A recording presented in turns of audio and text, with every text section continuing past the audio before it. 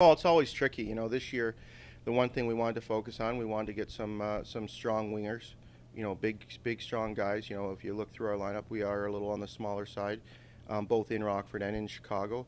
And then with the departure of Brandon Bolig, so with the exception of Brandon Mashinter, there's not a lot of that big size guy that plays physical, and that's one thing I kind of wanted to make sure I focused on this year by signing Pierre-Cedric Labrie, who like Brandon Mashinter and no different than another player we signed, Cody Bass, are going to battle in training camp for spots.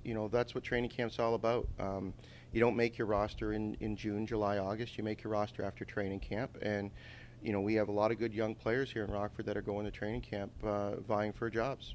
Well, I think, first of all, they have to be the right fit, and for us, the right fit is high character, and all of these players pass that test. We have a great pro scouting department that goes through extensive data to make sure that these guys are the right fits for us, and the NHL experience also plays a key part. Whether they begin their season in Chicago or Rockford, we want them to be knowledgeable players, familiar with the league, and if they are in Rockford to start the year, they got to be high character, where they're going to help our young pros develop. Your veteran players in the American Hockey League play a key role for you in your development, because they're the guys that lead the way every day.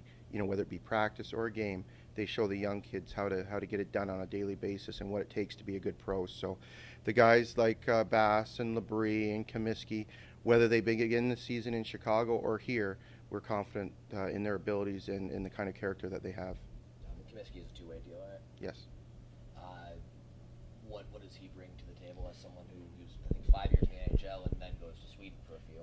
Well, he went to Sweden and he's been one of the best defensemen over there for the past couple of years, and him and his group decided they wanted to return to North America. I think he chose the Chicago Blackhawks because he played for Joel Quenneville in Colorado, feels very comfortable with that situation. And he's a guy that, again, he might make the Blackhawks out of training camp. Training camp will sort that out. And if he does land in Rockford, we'll be thrilled, because he's a high-character player that will help our young players continue to develop. And if there's something that occurs in Chicago where a recall is needed, he'll be one of the guys that will be competing for that job along with our other players.